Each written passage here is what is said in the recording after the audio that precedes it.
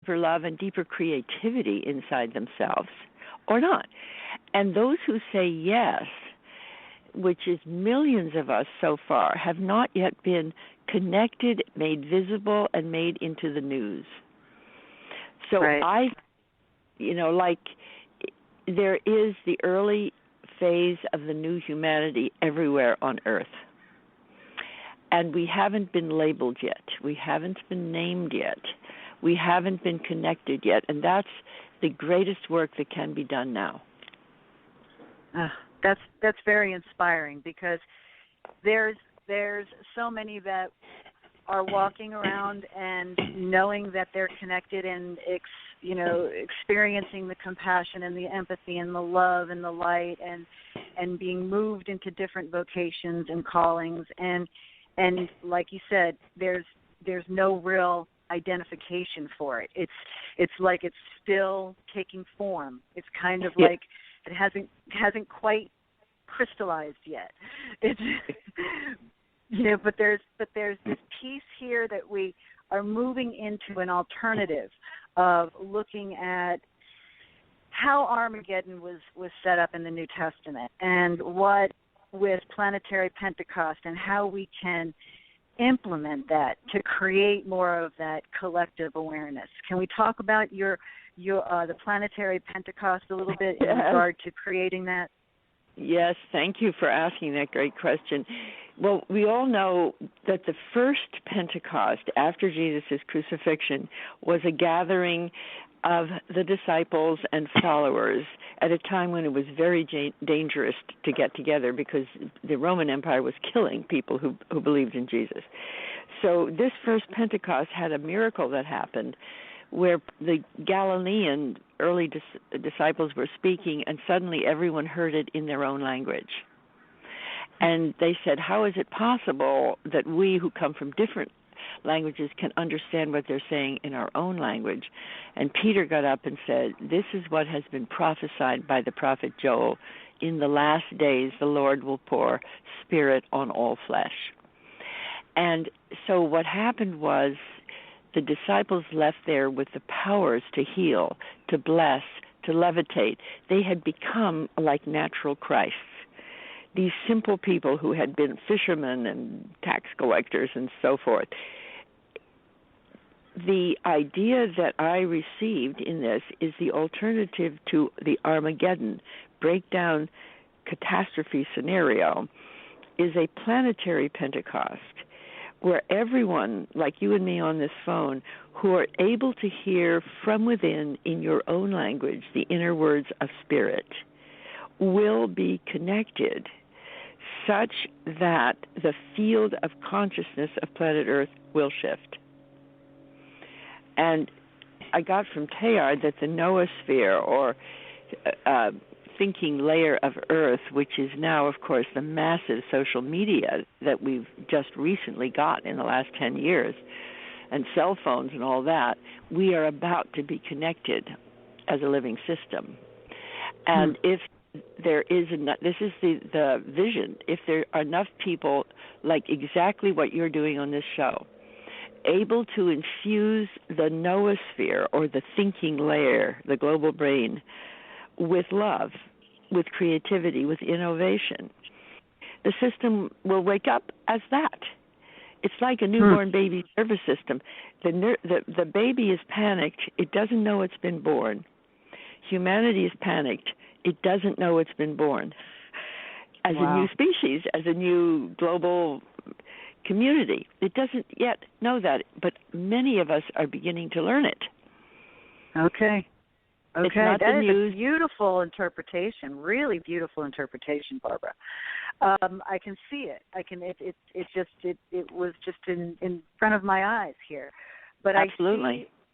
I see, there's definitely this powerful shift that, like you said, people are waking up, and we're seeing a lot of chaos that seems to happen more frequently right now. And like we know, change comes sometimes with an uncomfortable feeling or an urgency to create change. And as within ourselves, as in our society, it mirrors back to us that discomfort. And Right. as we're moving through these elements of change and crazy chaos out there, can we still be empowered? I think the audience needs to know that their good thoughts, their good energy is important and valuable to create this change, that it's not up to those people over there doing it or those higher people over there doing the spiritual work. It's a matter of everyone across the board tapping into the Christ-like power and energy and saying, okay, this is how I want to see it. And yes, you see, it's even a stronger idea than you putting forward. It's almost impossible for those at the top of any existing structure to be the change. You do not hear it in the presidential candidates anywhere. Mm-hmm. You do not see it at the head of any global corporation. You do not find it at the head of any university. In the Catholic Church, we have Pope Francis, who is a big advantage over what we've had before, but he is not true evolutionary articulation of this.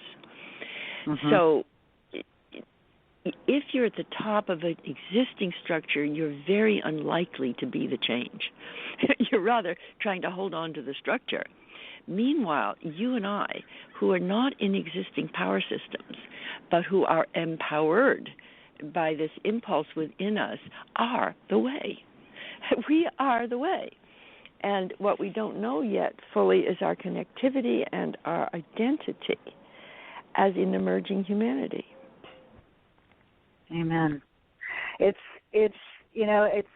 such a live wire of energy, download, information, connection. We have so many choices every day on what frequency we want to tap into. And it's wisdom from you, people like you, the teachings of what you can provide for the audience, the masses, in the simplicity of connection and thought and how to co-create with that power and presence. It's immeasurable. And I thank you so much for being my guest today. I mean, this has just been so, I feel like we could talk for hours on this, and well, we need to revisit this. Here's what I feel for myself, that I'm 86 years old. I would like to use the next years of my life to be a global voice for the planetary awakening, and to join with my friend Mark Gaffney, who has a beautiful set of mimetic codes. One of them is called the Unique Self Symphony, which is everybody is a unique self. Everyone is an irreducible expression of the impulse of creation incarnate. That's who we are. Those unique selves turning on, like you and me, becoming a symphony, which is to say being coordinated by the higher power. I don't think any engineer could coordinate 52 trillion cells becoming a body. What would it take to coordinate the arising humanity on planet Earth? What would that take? Well, I believe Internet is going to play a very strong role in it as a nervous system. It's not controlled by the existing political system. It's not controlled by nationalism. It's not part of the UN. It's actually an emerging humanity has a new nervous system. And it's currently available widely, everywhere. Mark Zuckerberg said that 1 billion people were on Facebook in one day. That's 1/7 of the entire human race. And he has the goal that everyone will be able to be on Internet. So let's say that's true. Within the next few years, it's just about true. Already.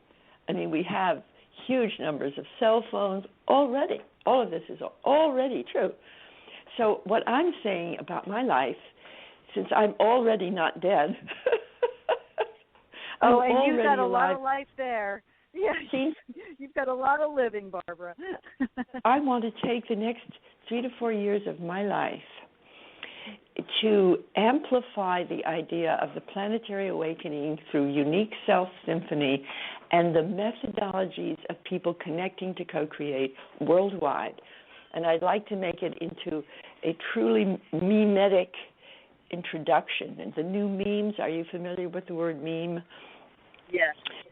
A meme is like a gene creates the nature of your body. A meme and a memetic code creates the nature of your culture. Now, memes are extremely important. For example, in recent time, we had terrible memes. Nazism was a memetic code. They made it up. They made it up. Communism, Stalinistic communism, was a memetic code. The policy we had was called mutually assured destruction, or MAD.